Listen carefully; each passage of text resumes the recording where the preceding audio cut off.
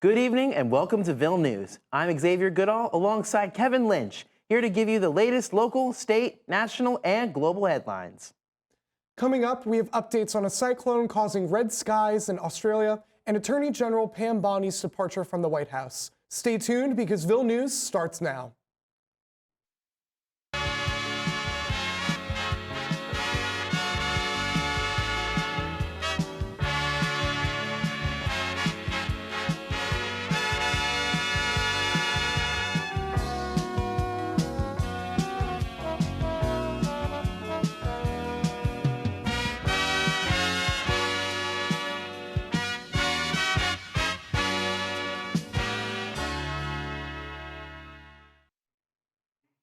The skies over Shark Bay in Western Australia turned an eerie blood red on Friday, March 27th, as tropical cyclone Narelle approached the coast. Footage captured by individuals in the town of Denham showed a thick dust storm engulfing the area, tinting the sky a deep red. According to the Bureau of Meteorology, this phenomenon was caused by strong winds lifting rust-colored soil from the region carrying it ahead of the cyclone. Meteorologist Jessica Lingard said the event resulted from the perfect combination of factors caused by the moving storm system. She said the red skies were caused by, quote, strong winds, dry ground, and photographers in the right place to experience it all, end quote. The Pilbara region, known for its iron ore deposits, lies less than 400 kilometers to the northeast and likely contributed to the dust composition. Narelle made landfall on the evening of March 27th. The system set a record in becoming the first in more than 2 decades to make landfall across 3 Australian states and territories. Following growing reports of dissatisfaction and a heated exchange between President Donald Trump and Attorney General Pam Bondi, the president announced in a Truth Social post on April 2nd that Bondi will no longer serve as Attorney General. This makes Bondi the second member of the Trump cabinet to leave following Secretary of Homeland Security Kristi Noem. Bondi had taken the nomination following the withdrawal of former Congressman Matt Gaetz and was heavily criticized for her handling of the Epstein files. While Trump wrote that Bondi had begun transitioning into a job in the private sector, reports claimed Trump has considered replacing her with EPA Administrator and former Congressman Lee Zeldin. Trump has yet to officially confirm Bondi's replacement, who will need to be confirmed by the majority in the Senate. In the meantime, Deputy Attorney General Todd Blank will serve as acting Attorney General until a new Attorney General is confirmed. After our break, we'll have updates on the ending of Philadelphia's lacrosse team and a new COVID variant found in Pennsylvania. Ville News will be right back. The Philadelphia Wings will cease operations at the conclusion of the 2025-2026 season.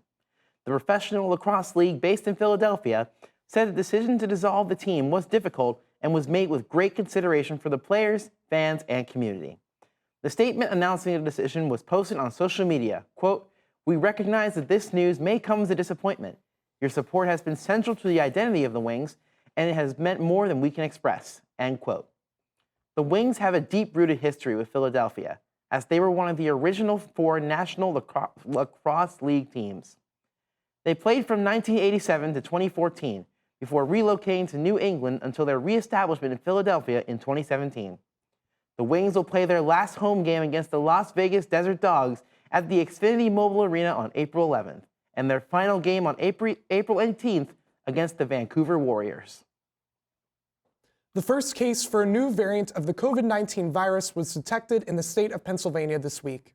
This COVID variant, which is named Cicada BA.3.2, has the ability to infect humans who have gotten the COVID-19 vaccine before, according to the CDC. This strain of the virus was named Cicada due to the strain not being active for the past 4 years.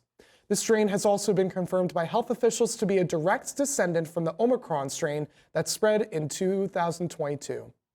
The CDC has yet to announce which county in Pennsylvania that this virus is present in. The Pennsylvania Department of Health have also been unable to determine a list of symptoms that the public can watch out for at the moment. The Department of Health are currently advising Pennsylvania residents to be mindful of pre-existing symptoms that include fever, sore throat, and more. Currently, 25 of America's 50 states have at least 1 case of the cicada variant, which includes neighboring states like Maryland and New Jersey. Up next, we'll take a look at the forecast with Ville News student meteorologist Gabriella Zocco. Hello, I'm Gabriella Zocco, student meteorologist, here to give you Millersville's weekly forecast. Today is Friday, April 3rd, 2026. Starting off with our climatology, we typically see a high of 60 degrees and an average low of 36 degrees. Our record high is 87 degrees, which was set back in 1963, and a record low of 20 degrees that was set back in 1930. Moving into our morning temperatures, this morning will be in the low 50s, and as we head into the afternoon, temperatures will rise into the upper 70s. Heading into this evening, we will see the temperatures subside into the low 70s. Looking into our future radar, we can see on Saturday evening there will be a cold front in western Pennsylvania, and it will traverse across the state and reach the lower Susquehanna Valley, bringing scattered showers along with it. And by Sunday evening, the front should move into the coast. Moving into our 7-day outlook, behind the warm front last night and this morning, winds will turn south-southwesterly, bringing much warmer temperatures into the upper 70s into northern Maryland and southeastern Pennsylvania. In addition, clouds will give way to partial sunshine. The high will be 78 and the low will be 58. The pleasantly warm weather will continue into the start of Easter weekend under mostly sunny skies and record-breaking temperatures with a high of 84 degrees and a low of 64. Easter Sunday will be mostly cloudy. The cold frontal passage will be accompanied by scattered showers and perhaps a few rumbles of thunder, especially in the morning, with a high of 72 and a low of 42. Monday will be mostly sunny. On the backside of the cold front, winds will shift north-northwesterly, ushering cooler air into the region, with a high of 54 and a low of 38. Cooler conditions will persist Tuesday with a mix of clouds and sun, and perhaps a brief shower or two, with a high of 52 and a low of 32. Wednesday, a high-pressure system will build over the eastern Atlantic, promoting pleasantly sunny and cool conditions, with a high of 54 and a low of 34. Thursday will be seasonable weather will return with some sun and some clouds, with a high of 64 and a low of 30. Okay, make sure to stop by the multi-purpose room in the Student Memorial Center on April 26th for Public Weather Awareness Day with free entry. There will be a weather balloon launch, raffles, pretzels, visits from NWS, face paint, and so much more. We can't wait to see you there. Special shout out to the Weather Center for helping us make our forecasts. Thank you for watching and have a happy Easter. Thank you for the weather update. After our break, we'll have updates on a bomb threat at the Strasburg Railroad and the continuing avian flu outbreak. Ville News will be right back.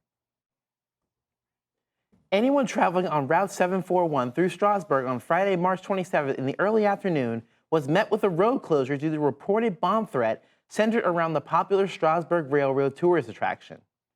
According to James Groffey, a spokesperson for the state police, the police responded to a phone call they received where the caller claimed to have planted explosive devices in various locations at the railroad station. Route 741 was blocked off from Historic Drive to Paradise Lane, with fire police placed at each blockade to prevent onlookers and press from disrupting the investigation. The investigation concluded on the same day, with officers stating that no explosive devices were found. Roads were reopened around 2 p.m. Police are still searching for the person who called in with threat and ask that anyone with information contacts the Lancaster Police at 717-299-7650. Avian influenza, or bird flu, is on the rise in Lancaster County, with over 1 million birds being affected, according to the U.S. Department of Agriculture. These latest bird flu outbreaks were found to have originated from 2 egg-laying flocks of hens and a commercial broiler flock. While the USDA does not report the exact location of the outbreak origins, control zones have been established in the Raffo, Mount Joy, and Penn Townships, according to the Pennsylvania Department of Agriculture. Outbreaks in the month of March alone have affected 29 commercial flocks, with 5.1 million birds afflicted with the disease, about half the total of last month's 11.4 million birds. With Lancaster's high concentration of poultry, farms making the area more susceptible to the disease, vaccine trials have been proposed and pushed by Congressman and Lancaster Representative Lloyd Smucker, saying, quote, "I think it'd be the right spot to do this vaccine trial, so I'm hoping that we can. I'm pushing for that here," end quote. That's all we have for this week on Ville News. I'm Xavier Goodall. And I'm Kevin Lynch. Thanks for watching, and make sure to tune in next week for the latest local, state, and national headlines.